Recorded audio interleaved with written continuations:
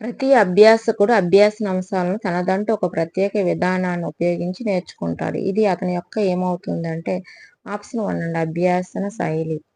ప్రతి అభ్యాసుడు అభ్యాసన అంశాలను తనదంటూ ఒక ప్రత్యేక విధానాన్ని ఉపయోగించి నేర్చుకుంటాడు. ఇది అతని యొక్క అభ్యాసన శైలి అవుతుంది. అలాగే తక్షణమైన అభ్యాసన ప్రక్రియ జరిగే సిద్ధాంతం ఇది. తక్షణమైన అభ్యాసన ప్రక్రియ జరిగే సిద్ధాంతం ఏదంటే ఆప్షన్ 4 అండి అంతర్దృష్టి అభ్యాసం అవుతుంది. ఆప్షన్ 4 అనేది కరెక్ట్ అవుతుంది.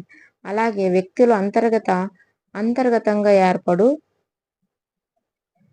ప్రతి చర్యలేంటి? వ్యక్తుల అంతర్గతంగా ఏర్పడే చర్యలేంటంటే మనకి ఆప్షన్ 3 అనే నిరుద్దీపన ప్రతిచర్యలండి. ఇది మనకి దీని యొక్క ఫుల్ వీడియోని డిస్క్రిప్షన్‌లో పెడతాను. ఇది డీఎస్సీకి సంబంధించి సైకాలజీ బిట్స్ అండి. నేను డైలీ డీఎస్సీకి సంబంధించి వీడియోస్ చేస్తూ ఉంటాను. ఓకే అండి. Thank you.